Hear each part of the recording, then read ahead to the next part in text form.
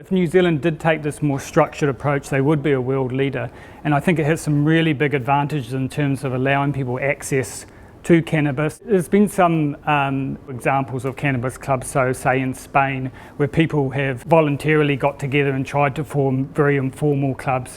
What we're trying to do is impose a bit more structure on that club model. We're going to bring in statutory cannabis health related objectives which they must follow, and we're just making it a much more formal organisation that's able to be enforced and also monitored by different authorities. I think people, particularly with cannabis, can see that criminal penalties, given that 15 to 20% of the population have used cannabis, they can understand that the health risks from cannabis are not really that broadly different from alcohol and tobacco. So there's a little bit of hypocrisy that we're giving knighthoods to people that sell alcohol, but we're putting people who sell cannabis in jail. So there's a little bit of tension, and that's changing as the generations evolve, particularly since the 60s.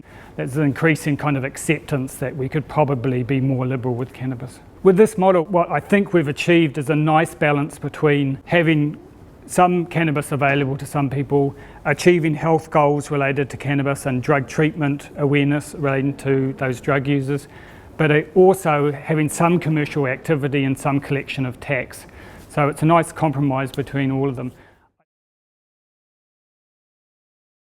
So the idea with incorporated societies, non-profit organisations, was that they would provide cannabis to their members, and we can also insert that they must follow cannabis health related objectives as well.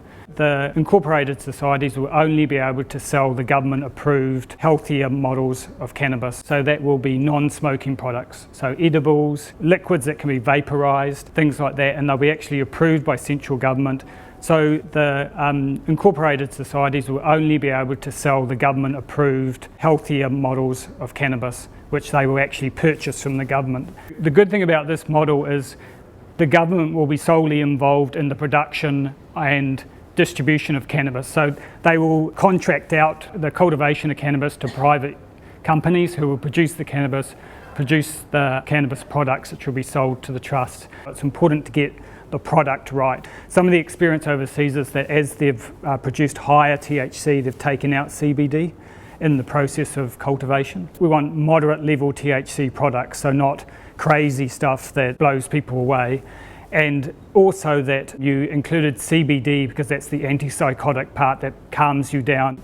The government will be the only producer and the only seller, and that's a means to keep the price high and also collect tax. And the good thing about them collecting that tax on those cannabis products which they'll sell is they can invest that money back into drug treatment services, drug education and drug prevention.